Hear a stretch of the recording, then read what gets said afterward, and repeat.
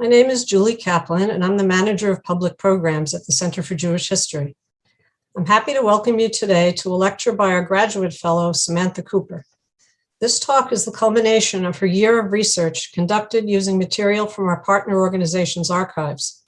Thanks to our wonderful library and archive staff, she was able to access our collections remotely during the pandemic.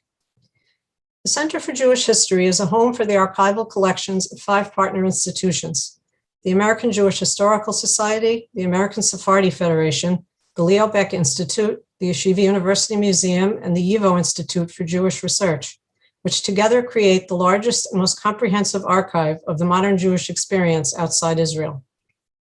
Let me briefly introduce our speaker before I pass her the virtual mic. Samantha M. Cooper is a Ph.D. candidate in Historical Musicology at New York University, and this year's Dr. Sophie Bookhalter Memorial Fellow in Jewish Culture. Her dissertation examines the diverse engagement efforts of Jewish New Yorkers with European opera between 1880 and 1940. Her first article about the voices of Fanny Brice and Barbra Streisand is forthcoming with the Journal of the Society for American Music, and she has published book reviews with the Journal of Musicological Research, the Society for American Music Bulletin, and Musica Judaica. In addition to the Center for Jewish History's ongoing support, her research has been advanced by fellowships from the Memorial Foundation for Jewish Culture, the Social Sciences and Humanities Research Council of Canada, the international chapter of the Philanthropic Educational Organization, and the American Academy for Jewish Research. She currently serves as the Associate Director of the Jewish Music Forum, a project of the American Society for Jewish Music, and she would like to thank this organization for its co-sponsorship of today's program. Before we start, I have 2 technical notes. First, you're welcome to write down your questions for the Q&A portion of our program. To do so, please use the Q&A function visible on the bottom of your screen. You can type your questions throughout the program. Note that the chat function has been disabled. Second, the program is being recorded and will be available on the Center's website and YouTube channel soon. We will email you the link to the recording as soon as it's available. And now I turn this over to Samantha. Thank you very much, Julie, for your kind introductory remarks, and thank you to each of you for your time today. Before I begin today's presentation, I would like to extend a special thank you of my own to the staff of the Center for Jewish History, who have gone to incredible lengths this year to make it possible for me to obtain digital access to the resources in their partner collections. Thank you as well to Mr. Michael Levitt and Dr. Gordon Dale, my colleagues at the Jewish Music Forum, a project of the American Society for Jewish Music, for your sponsorship of today's program and your continued support of my studies. I would also like to echo Julie and thank the additional organizations who have supported my work over the past year. The history I will explore with you today has largely gone undocumented, and if it were not for the generosity of these supporters who stood behind me this past year in spite of the ongoing pandemic, I would not have been able to pursue this work. So thank you. I would also just like to add that this presentation constitutes work in progress, and so I would welcome all of your feedback. I have already had a handful of individuals reach out to me to share their insights into their own opera singing family members, and this has been a true delight for me. I hope that this presentation will be only the beginning of our conversations about this topic. So let's get started.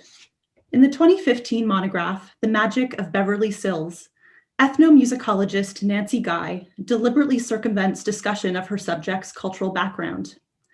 Though Guy recognized that soprano Beverly Sills had been brought up as Belle Miriam Silverman in a very traditional European Jewish family in Brooklyn, the author ultimately determined that Sills's Jewishness was beyond the intended scope of her book about the soprano's vocal artistry and its impact on her audience. Even when an anonymous reviewer of the manuscript recommended that she reconsider the salience of Sills's background, Guy reserved her comments for the monograph's footnotes. It is perfectly acceptable for a monograph to focus on a performer's artistry rather than their biography, but by deliberately avoiding Sills's Jewish heritage, the author failed to acknowledge a phenomenon integral to Sills's artistic persona.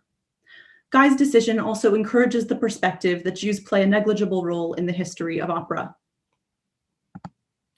To determine what roles an opera singer's Jewish background can play in constructing the trajectory of their vocal career, I decided to search for patterns among many opera singers. I wanted to obtain information about what their individual activities could tell me about the whole group. However, quantitative research is not standard practice in the humanities field of opera history. With the exception of musicologist Dave Russell and his study of the geographical and social origins of British and Irish-born opera singers through an analysis of his self-collected prosopography of 344 performers, I could locate few other scholars who had designed systematic approaches for evaluating large numbers of singers in tandem. A handful of sociology studies turned to big data to examine the shared experiences of opera singers, ranging from their artistic strivings to their personalities to their vocal fold lengths. Analyses of opera singers from ethnic and racial minorities also assess individual rather than collective experience. This presentation, and by extension, the dissertation chapter on which it is based, marks the first attempt to build a quantitative investigation around Jewish opera singers. In addition to the scarcity of methodological models, Jews remain a group under-acknowledged in scholarship about opera singers for three key reasons. Firstly, American Jewish Studies does not regularly consider opera a profession with a noteworthy Jewish presence. Historians focus on Jews as participants in the synagogue cantorate, or in the Yiddish theater, or Tin Pan Alley, or Broadway, or radio, or Hollywood, but not opera. Secondly, literature produced on behalf of Jewish singers regularly bolsters the perspective that opera is an inaccessible domain for Jewish vocalists. For instance, Richard Tucker's biographer, James A. Drake, maintains that because Jews constituted foreigners in the world of opera, Tucker's Jewish background prevented him from ever reaching his potential. Thirdly, both opera singers and Jews possess a migratory nature that confounds national border classifications. Opera singers perform across multiple continents throughout their lifetimes, leading journalists, managers, and scholars to label them according to their countries of origin. However, calling Leonard Warren the American baritone, or Hulda Lashanska the Russian soprano, or Jan Kiepura the Polish tenor obscures their mutual Jewish origins. Today, there are many scholarly contributions that assess individual opera singers as main subjects of study and recognize the salience of their protagonists' backgrounds. I think in particular of music librarian Judith Pinola's investigation of Julie Rosewald and Estelle Liebling and Issa Kremer, journalist Eileen Wingard's examination of Ernestine Schumann-Henk, and Charles Mincer's monograph about Rosa Reza. Though Jewish opera singers appear in encyclopedias like Gedal Selesky's Famous Musicians of Jewish Origin and Luciano Di Cave's Mila Voce Una Stella, these sources are dubiously fact-checked. Likewise, the opinion editorials written for popular audiences typically lack enough evidence to point decisively to historical patterns, and none of these efforts draw on quantitative approaches. In my study, I conducted an analysis of a self-curated sample set of European and American-born male and female opera singers who met 4 criteria. They had to be opera singers of proven Jewish descent who were vocally active in New York between 1880 and 1940. To generate some sense of objectivity, I consulted multiple archival, press, and oral history sources, including the Center for Jewish History's American Jewish Historical Society, Leo Baeck, and YIVO Institute collections, to identify these singers and then confirm their eligibility for inclusion. While I acknowledge the evident issue with utilizing a discrete sample group that I've crafted myself, as opposed to names derived from an official source, I maintain that this approach was necessitated by the lack of reliable previous curation attempts. In the end, the 80 subjects who met my criteria included 24 European female-born opera singers, 20 American-born female opera singers, 31 European-born male opera singers, and 5 American-born male opera singers. Subsequently, I asked how many of these 80 singers decided to exchange their birth names for newly created stage names, maintained connections to the synagogue cantorate, chose to sing at Jewish events and record Jewish repertoire, experienced a direct impact by the Holocaust, or cultivated a relationship with Zionism, pre-state Palestine, or the State of Israel through vocal performance. Repeatedly, I observed these characteristics recurring, and so I wanted to uncover how frequently singers from Jewish backgrounds possess these attributes.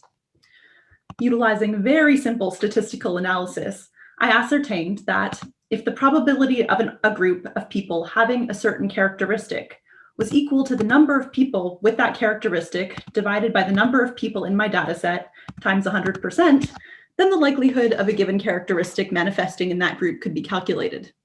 So if only 1 or 2 people in my data set had this certain characteristic, they were probably representing a fluke. However, if more than an insignificant number of my subjects had the characteristic, such as 5% or more of the group, then the characteristic probably signified a common feature among my subjects.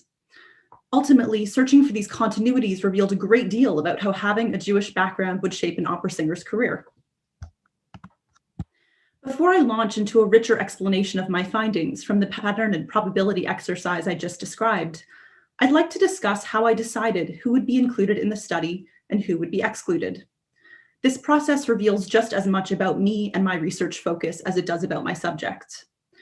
As I previously mentioned, in order to be included in my dataset, an opera singer must have had an identifiable Jewish background. They must have been professionally active in New York through the singing of opera arias, and their performance in this city must have fallen within my allotted time frame of 1880 through 1940.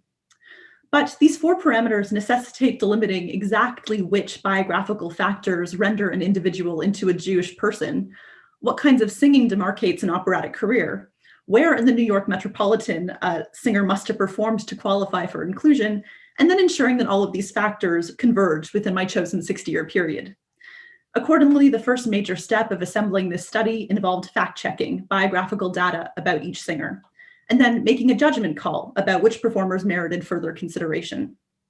I also took gender differences into account here, but we can discuss this aspect more fully during the Q&A. So let's begin with defining Jewish. Predictably, defining who should be counted as a Jewish person proved to be the first major challenge.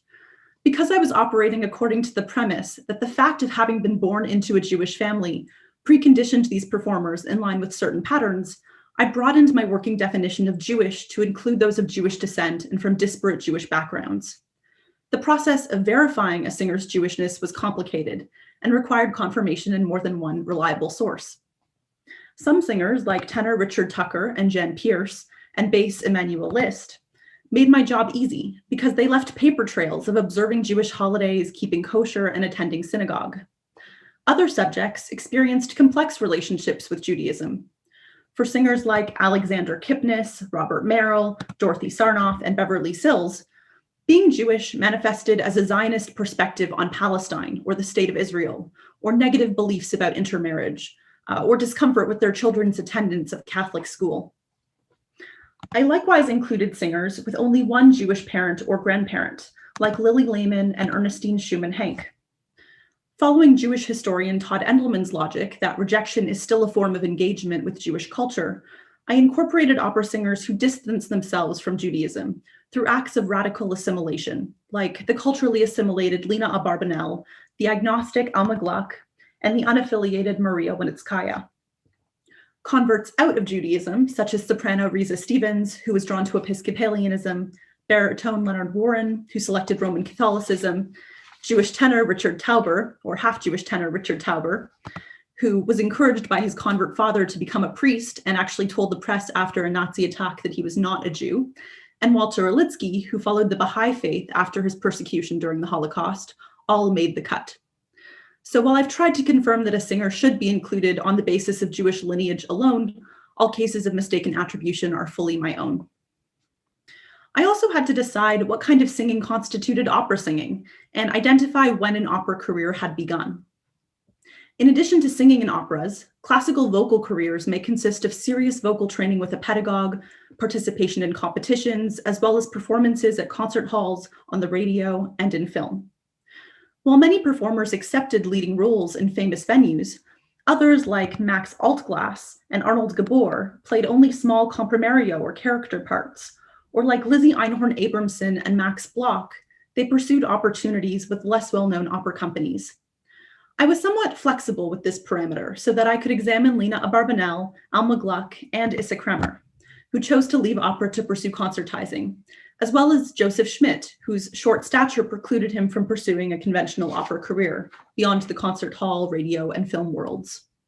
In fact, several Jewish singers at the beginning of their careers pursued opportunities with Radio City Music Hall and the Metropolitan Opera auditions of the Air. Stills and Merrill, meanwhile, started serious vocal training in their adolescence and debuted on smaller radio competitions. Let's watch a brief clip now from the short film Uncle Saul Solves It, in which Stills plays a child prodigy set on pursuing vocal training in Europe. As Guy points out, her performance displays many of the vocal and physical gestures that would later become hallmarks of her opera style.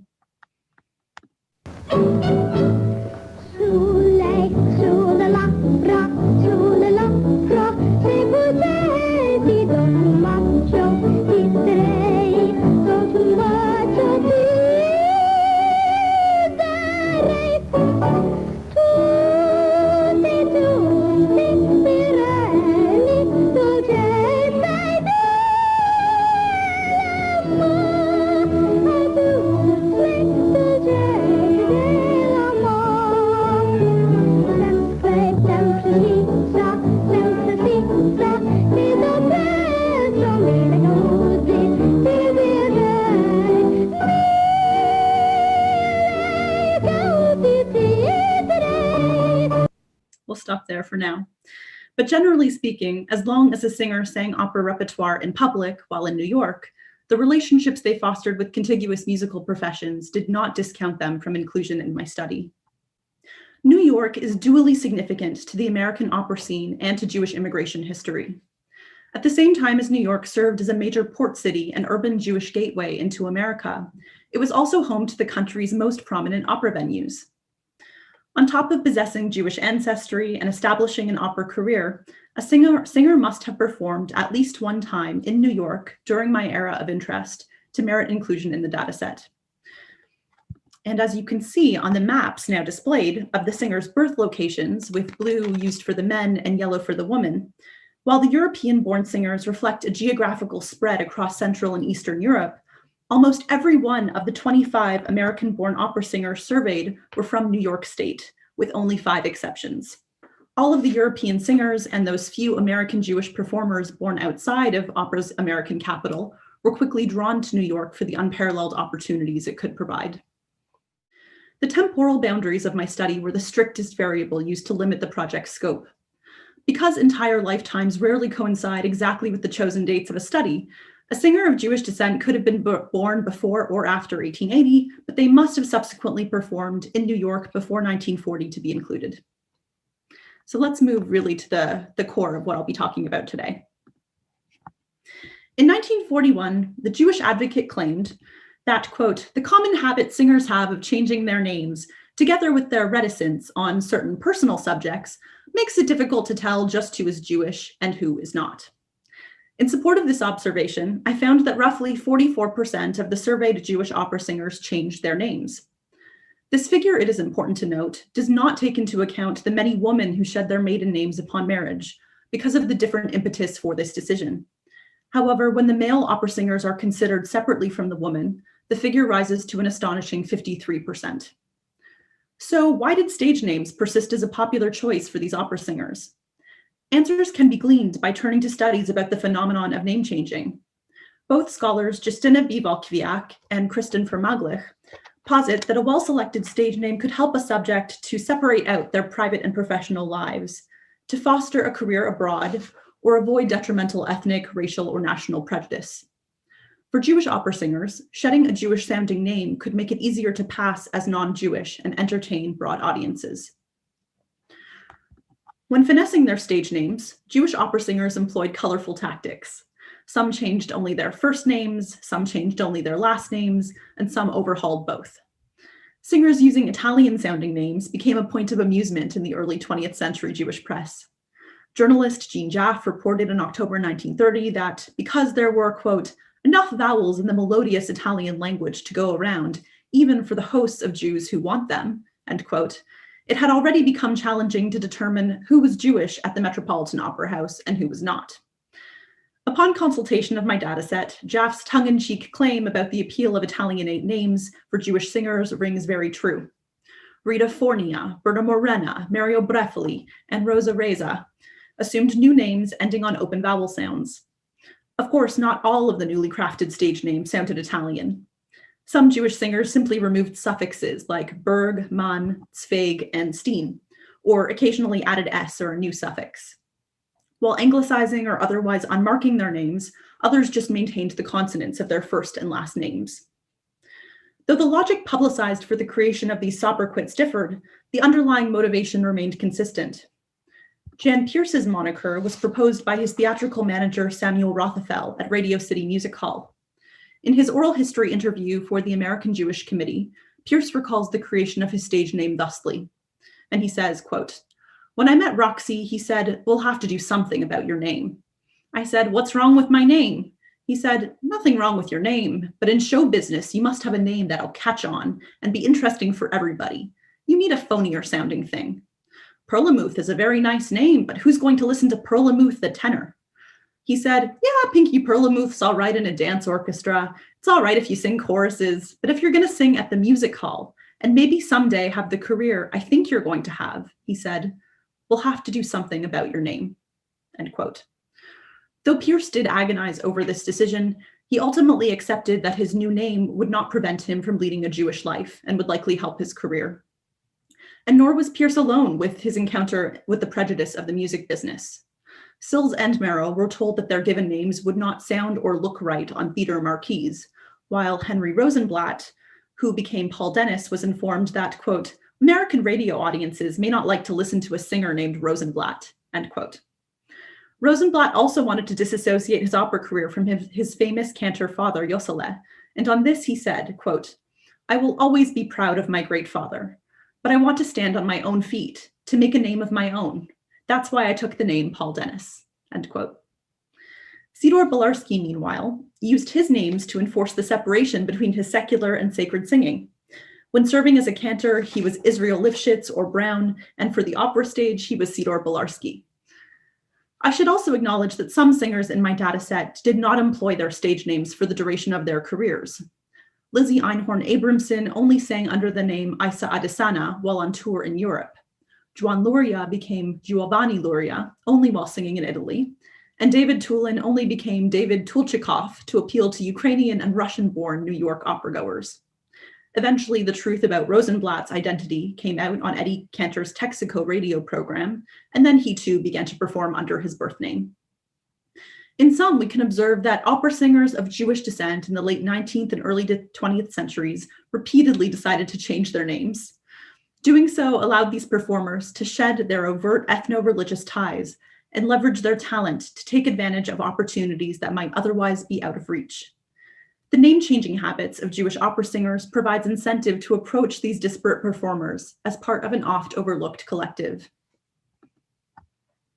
In 1891, when journalist Israel Abrams, writing for the Jewish Messenger, expressed his surprise at how many sons and daughters of cantors passed most successful careers as opera singers, he was in fact observing a discernible pattern.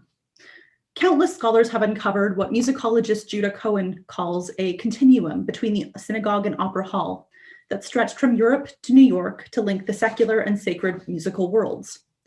But even as these studies note the similarities in vocal training, ability, and repertoire between cantors and opera singers, none have investigated the connections that opera singers forged with the cantorate, either from birth, during formative educational years, or in adulthood. Proceeding from this starting point, I have found an extensive pattern of familial descent, vocal training, and choice carved the path from one profession to the other and back again. 30% of opera singers of Jewish descent, or 24 of the 80 subjects surveyed, had family members who were cantors or experienced vocal training in the synagogue or themselves became cantors, delimiting a clear correlation between these professions. Gendered limitations for women's advancement in the synagogue explain the imbalance between which children of cantors became cantors. As music librarian Judith Panolis observes, only Julie Rosewald received the training in Hebrew, liturgy, and religious practice at her father's school in Stuttgart, Germany, that she would need to become America's first female cantor at San Francisco's Reformed Temple Emmanuel, following the conclusion of her opera career.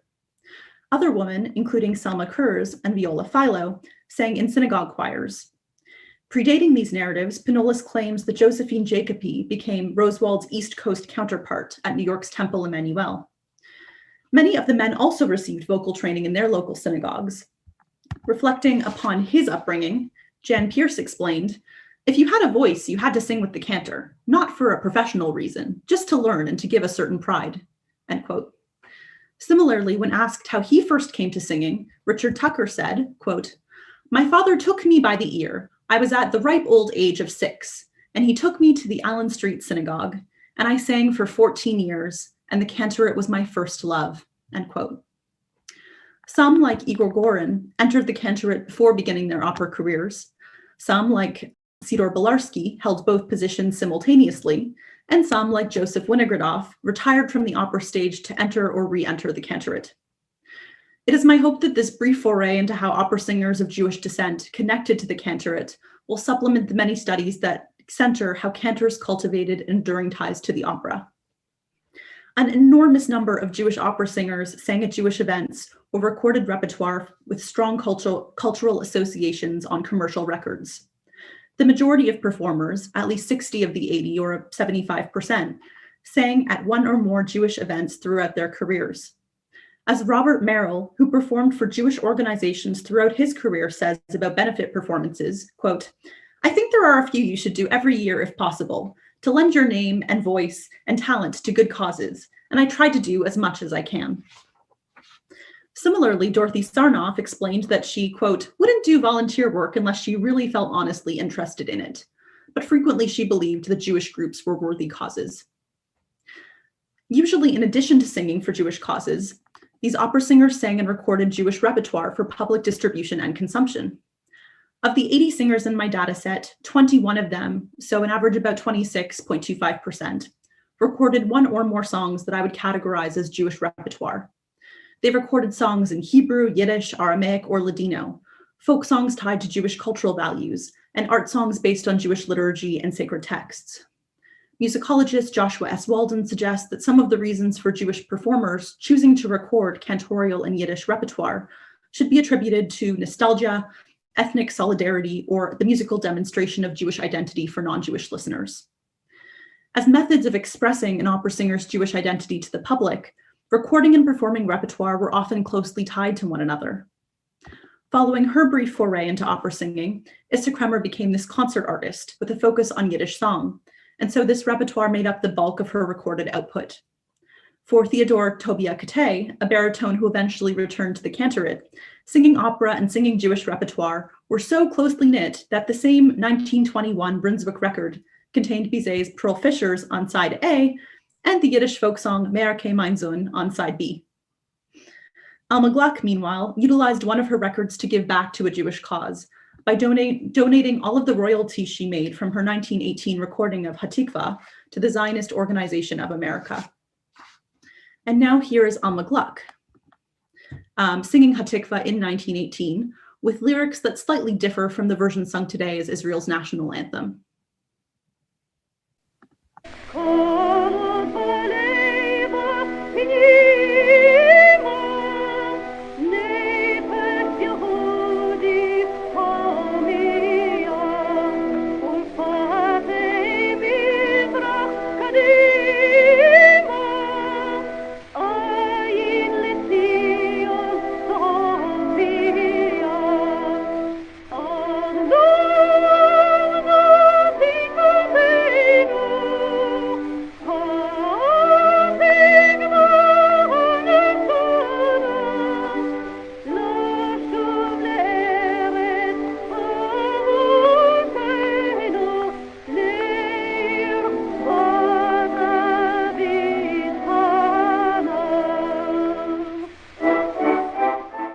Of course, none of these artists performed exclusively for Jewish events or recorded only Jewish repertoire. In an interview in 1940, Jen Kipura pointed out the diversity of the causes he had fundraised for. He said, quote, "I have given Polish, British, and Jewish relief concerts, and maybe soon I will be singing for Turkish and Greek benefits," end quote. For Kipura, the fact of an organization being Jewish did not render it more or less important than any other cultural group. Similarly, while Sophie Bookhalter recorded Yortzeit and Eli Eli, she also recorded Crucifix and My Jesus as Thou Wilt.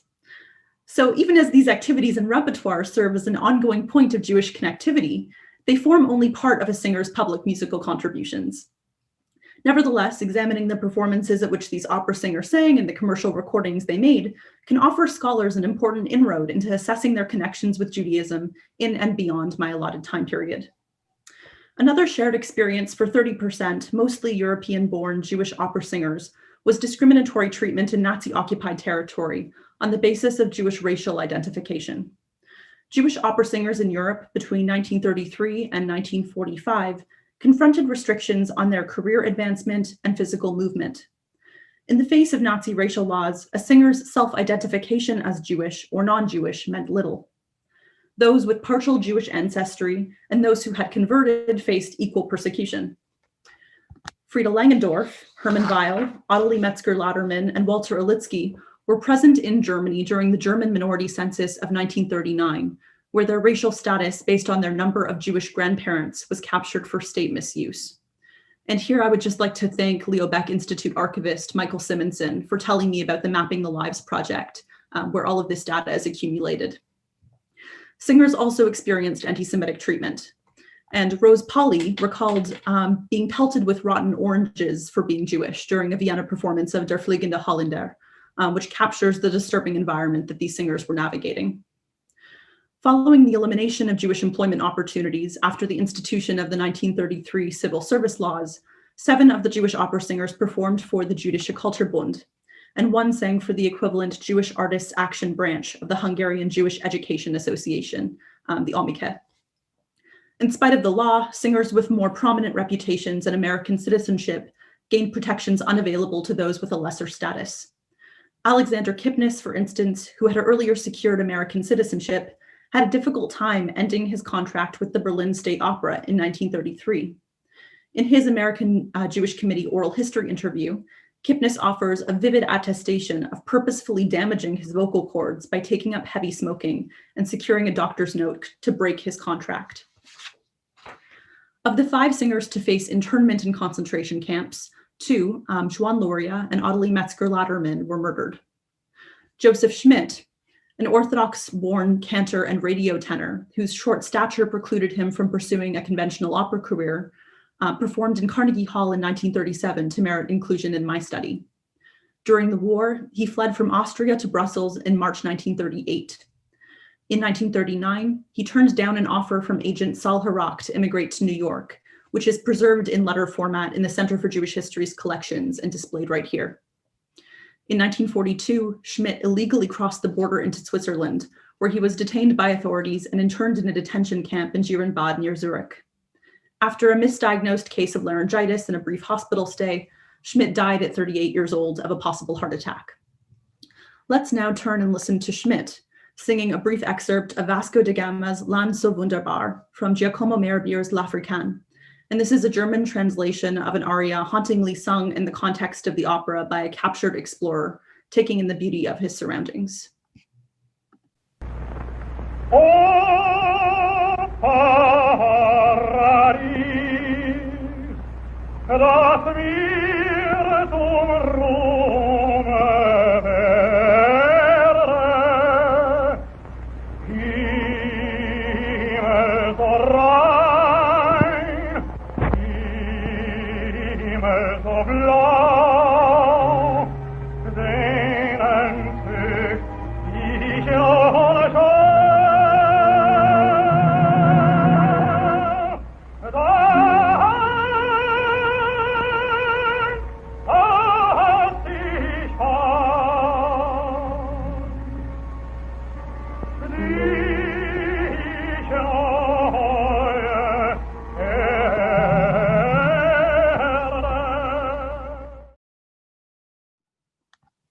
During and following the war, refugee Jewish opera singers populated New York stages. By the Metropolitan Opera House's 1933-34 season, the American Jewish World observed that, quote, a greater number of Jews than has ever before appeared with the operatic organization are on the roster. Over the course of their careers, 30 Jewish opera singers either performed on behalf of Zionist organizations in the diaspora, visited and sang in pre-state Palestine or Israel, or moved to the country. That so many Jewish opera singers formed these connections bespeaks the importance of pre-state Palestine and Israel in delimiting what it meant to be a Jewish artist in the 20th century. A host of opera singers offered their services to charitable organizations focused on sending capital to Palestine in the early 1900s. From the 1910s to the 1940s, they entertained at events to raise funds for land redemption and restoration campaigns and for Jewish pioneers who emigrated to settle the land. They also supported the building of new institutions, some of them musical, including new opera companies and the American Palestine Institute of Musical Sciences, or MELAM, which is the acronym in English for the Hebrew title, and the Palestine Symphony Orchestra. In the United States, opera singers performed for visiting dignitaries from Palestine and for miscellaneous American Zionist celebrations. In the mid-1930s, efforts raised money for recently exiled Jewish refugees from Nazi-occupied territory. With the establishment of the state in 1948, the talents of opera singers aided anniversaries celebrating the country's continued existence and State of Israel bond drives to ensure its Jewish future. In correspondence with these fundraising efforts from abroad, Jewish opera singers traveled to the country to give concerts and perform in operas. While the majority of opera singers who supported Zionist causes had no interest in moving to the country, the choice to make Aliyah proved an important one for Joseph Wintergodoff, Herman Jadlauker, Rose Pauli, and Adis de Philip. After moving to Palestine, Jadlauker, Pauli, and de Philip survived long enough to observe the transition to statehood. In their new homes, both Jadlauker and Pauli taught singing lessons, and de Philip established the National Opera Company, the Israel National Opera Company. One final attribute of Jewish opera singers that cannot be quantified with any degree of accuracy are the connections that they forged with one another. As Robert Merrill observed in his oral history interview, the special bond among Jews aided more than one opera career in both Europe and America. A few examples will illustrate the salience of these relationships. Herman Jadlauker and Joseph Schwartz, for instance, sang together as children in the synagogue of their hometown Riga before both became international opera stars. Likewise, Sophie Bookhalter was inspired to become an opera singer after seeing Alma Gluck perform in a concert. A handful of singers gave each other voice lessons, with Estelle Liebling teaching Beatrice Belkin, Beverly Sills, and Gladys Axman Taylor, Vera Schwartz teaching Risa Stevens, and Lena Abarbanel coaching Dorothy Sarnoff on her theatrical characterizations. Others married one another, sent each other signed photographs and letters, and attended the bar mitzvahs of each other's children. And displayed on screen here is a foreword written by Jan Pierce for Sidor Bolarski's publication, wherein Pierce talks about sharing concert halls, recording for the same record label, RCA, appearing alongside Bolarski at some events for the same Jewish causes, and above all, sharing a love of Jewish music. The careers and indeed the very personhood of these singers did not form in isolation, but rather within and out of Jewish cultural networks. Today, I've presented my findings from oral histories, archives, and press resources to unearth patterns in the career trajectories of 80 opera singers of Jewish descent. From these patterns, we can better understand the typical features of a Jewish singer in the late 19th and early 20th centuries. My findings indicate a relationship between being an opera singer of Jewish descent and having experienced one or more of these stage names or cantorial connections or performances for Jewish causes or recordings of Jewish repertoire, or an impact by the Holocaust or attachment to Zionism, Palestine, or Israel. That only 3 of the singers considered displayed no relationship with any of the categories examined suggests that these categories were well chosen and that there is an overall strong correlation between these categories and being a Jewish opera singer. Though we cannot say with any degree of precision what percentage of the total opera singing population Jews constituted, we can definitively assert that Jews were not foreigners on New York's opera stages. Rather, singing in what journalist Jean Jaffe terms the citadel of American opera was a much more ordinary career choice for Jews with extraordinary talent than scholars of Jewish and music history have so far realized. I'll conclude now with one final, more personal anecdote and musical example. Throughout my research process, I've been immersed in the archives and oral histories of mostly deceased opera singers, and so I would be remiss if I didn't take the opportunity to share a little bit about an opera singer I had the good fortune to meet. In October 2018, I conducted an oral history interview with the then 93-year-old former bass baritone, now an investments portfolio manager, William Wolfe, at his office at First Manhattan. There, Wolfe recalled how after his birth in Buffalo, New York, his adolescence in Toronto, and his work as a synagogue cantor in Sioux City, Iowa, he decided to relocate his family to New York City where he sang for Temple Israel in White Plains and became an opera singer from the 1950s to the 1970s.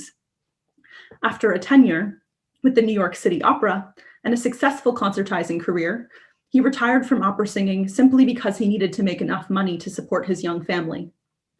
Other than his delay in returning to New York City, Mr. Wolf fits almost all of the other parameters I examined, from his time as a cantor to his recordings and performances for Jewish and Israeli causes.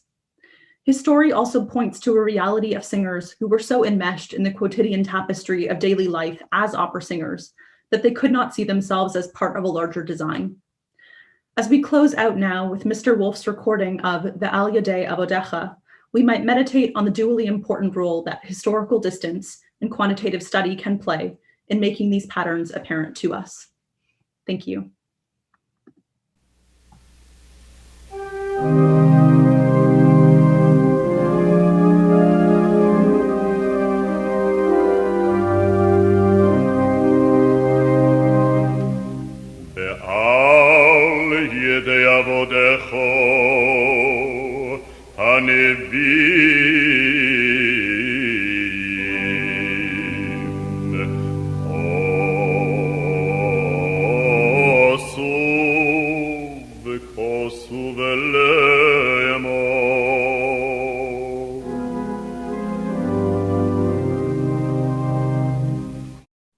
All right, thank you so much. That was wonderful. Thank you. And I especially enjoyed those musical examples. Beverly Sills at age 8. It's pretty amazing. Okay, we do have some questions. Okay, the first one is from Michael Levitt. Let's see. Although it might be a different study, did you consider how the many emigre Jewish conductors in New York, especially after 1938, hired Jewish singers or helped them with their careers with New York engagements? This is a really great question, Michael. Thank you so much for it. I haven't considered, I agree with you that it would be a different study. However, I did notice that this was happening as I was pulling these statistics about the elements I was looking for. And so I actually found literature that discussed similar kinds of bonds between Jews in general in the music industry that would motivate certain conductors to pursue and to advance the careers of Jewish singers. So although I can't say I've found a definitive relationship there, I can say that that was happening, and that's an accurate assessment. Thank you for a very interesting and informative presentation. In the course of your research, did you find that children of cantors also went into music in other ways, such as orchestras or bands? That's also a great question, and thank you for it. That's also true, and we do see that happening quite frequently. But because I was working with so many individuals and really trying to keep a keen eye towards the patterns I was searching for, once I realized that they were patterns in this data, it wasn't something I went out of my way to collect and to write down. But that's probably a very good observation too. Okay, the next 3 questions are all sort of related to each other about Jews versus non-Jews. So I'm not sure if you considered that, but I'll give it a shot. Have you considered the statistics you've gathered, percentage changing names or recording Jewish repertoire, to a similar segment of non-Jewish New York-based singers from the same era? It would be interesting to see the differences in the Jewish performers' choices versus the control group. Yeah, I definitely agree that if it were possible to do such a study, it would be a phenomenal study. But I just simply didn't have the resources at my disposal to be able to speak with authority about the non-Jewish singers of this generation and of this period. So I think maybe I'll say that's a project for a future time, but I'd love to talk about it more. And if others have insights, I'd love to hear them. I mean, I do think certainly a lot of Hollywood actors and actresses changed their names, including non-Jews in that era. It's true, definitely. Have you considered how a cross-section of non-Jewish opera singers stack up by these criteria as a control group? Sort of answered that. For example, I'd be curious what percentage of non-Jewish opera singers perform Jewish language repertoire as a part of their work.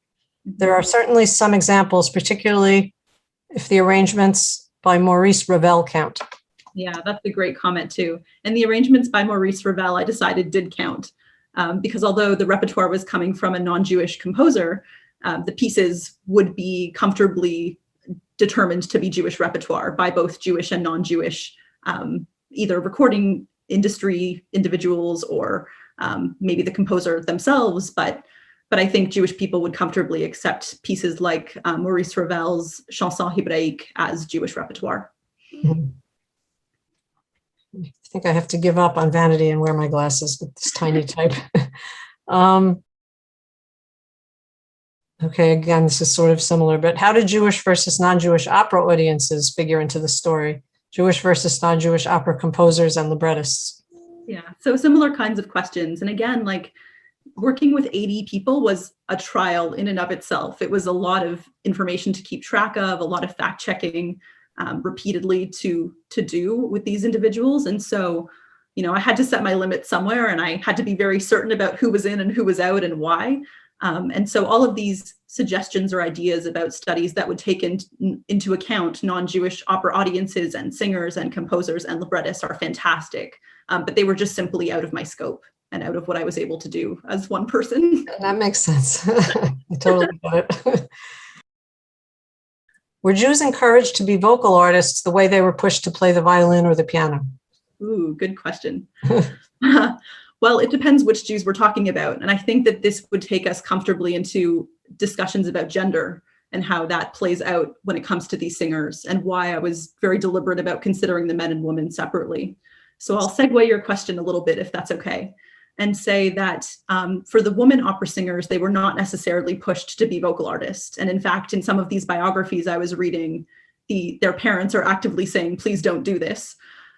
Whereas with the men, you know, being an opera singer, it's not as good as being a cantor, but it's an acceptable avenue for performance, especially because of the Kol Isha and other sort of Jewish halakhic or law prohibitions written right into the religion itself. We have a couple of people who wrote in with information they think might be interesting to you. So I don't know if you would mind sharing your email address so that people can reach out. I'd love to. I'll do that right now. In the chat. Great, thank you. Here's somebody who asks if you've been in touch with the people at Opera America. They think that they would be interested in your research. I haven't, but that's a compliment. So thank you so much. If you have connections and want to introduce me, I'm interested. Okay. Here's somebody who says, I'm curious to learn more about the relationship to Zionism, pre-state Palestine, and Israel. Did this relationship change throughout this period in relation to any particular historical events? What were the ways in which the singers expressed this relationship? Yeah, that's a great question, Uri. And it's something I can get into in more detail in the dissertation project, but I was sort of just giving the overview here. And the answer is that yes, you know, each event, each momentous moment in the shifting nature of what constituted pre-state Palestine and then Israel had an impact on how these singers were engaging with the country. So they're active in the establishment of various musical institutions, as I touched on a little bit, but they're also part of much bigger projects from the diaspora to make changes in the land of Israel, you know, institutionally and musically and so on. So we should talk more about this, though. It's a great question, and maybe you'll have other insights for me too. Were you able to ascertain any career limitations that Jewish opera singers experienced during this time period due to their Jewishness? Career limitations. I did see evidence of that, but I actually struggled with this a little bit, because there were individual moments, like with Selma Kurz, there's an article that goes around where it publicizes that she wasn't allowed to sing in Russia because she was Jewish. And it appears in various newspapers of the period. But that's pretty much the end of the story. That's how it appears, and then it vanishes into the abyss. And this happens as well with other singers. The singers talk about facing anti-Semitism, career prohibitions, restrictions in various American and European institutions, even outside of the Holocaust era. But it wasn't specific enough or traceable enough of a pattern for me to actually make it one of the parameters for the study, unfortunately. But if you have ideas, I'd love to talk to you more about that and hear how you think I might go about it. Okay, here's a sort of related question. Were Jewish singers able to study at major music schools, or were there issues with anti-Semitism? I'm not going to say that there weren't issues with anti-Semitism, because again, that would constitute some digging. But I can say that many of these singers, in fact, most of them were studying at major European and American institutions, musical institutions. To what extent do you think that Jewishness as a collective identity within the opera world was important to your sample singers? That is, was it important to them to be recognized as a group of Jewish opera singers specifically, or might they have been more interested in their national identities, or indeed their identities as opera singers? That's a great question, Rachel. And I actually think, again, I was very upfront about this at the beginning of the presentation. How I'm approaching their Jewishness as a collective phenomenon says a lot about what I'm looking for as a scholar. And so how these singers individually felt may not be reflected in the exercise I was undertaking. But it's something I have given some thought to, and it very much depends. It's case by case. Some of them very much were trying to acculturate and just get rid of emblems of their Judaism. Many had converted out of Judaism. Some were only half Jewish and identified more strongly with their non-Jewish half. So all of these are very individual stories. But I think the exercise in and of itself can tell us something about expressions of this in the artistic or musical world at this time. And that, I think, was worth the exercise and sort of what made it important to me to do. Okay, maybe this is a good question to follow up that one, which is what brought you to do this research? Ooh, that's a good question. So I guess I could say that I myself studied classical voice from the age of 4 in Toronto, Ontario, and that my childhood was this ream of voice competitions and auditions and all of the things that I kind of looked at and saw happening with these singers. And I grew up again in a Jewish background as well. And so when I hit graduate school, the opportunity to dig into these stories and these patterns was very appealing to me. And then to see that they kept manifesting again and again drove me into the study and into digging more deeply. Mm-hmm. What is your understanding of why Jewish immigrants in the late 19th century aspired to a career in opera? What role did opera play in the lives of Lower East Side Jews, for example? Did Jews aim for operatic careers to a greater degree than other ethnicities? Oh, that's a good question too. And that is my dissertation project in a nutshell, is unpacking that question. I can't answer the last part of that question and compare necessarily whether Jews were more or less involved in the opera industry than non-Jews, but I can say that they were very involved in the opera industry in all sorts of ways we may not anticipate beyond opera singing itself. So this is just one facet of the story of American Jewish cultural expression and opera that I am unpacking in my larger project. And I guess I can give some other examples and say things like management at major opera institutions, philanthropy, fundraisers, all of these modes are other modes that Jewish people were using to engage with opera. And this charts across the diversity of people from the Lower East Side, people living throughout the city, in the suburbs. It's a much bigger story than I think we might expect. Okay, so this presentation today, this was really only a small part of your dissertation. It was a chapter. Okay, that's interesting. Okay. Who were the 3 singers who didn't meet any of the criteria? Do you know anything about them? Oh yeah, give me 1 second and I will pull this up. I think offhand it was Lena Abarbanel, who didn't meet any of the criteria, and 2 others. I have to look back at my notes on this. Let me just exit full screen mode on the PowerPoint and then I can check that out. Okay, it was Lily Lehman, Lena Abarbanel, and Mario Ancona. And I do have other information about these singers, and they met the criteria of the study in other ways, but they simply didn't do any of the 5 things I was looking at or for. But again, that didn't discount them from study, and it didn't necessarily denote a denial or the unimportance of Judaism in their lives. So Lily Lehman, for instance, was married to Paul Kalish, who's another singer on this list. So you can kind of see the very close relationships these 3 individuals had with this scene, even if they themselves were not conforming to the other patterns that the singers were demonstrating. Okay, so I think we have time for one more question, and I will end with another question for Michael Levitt. Since we started with him.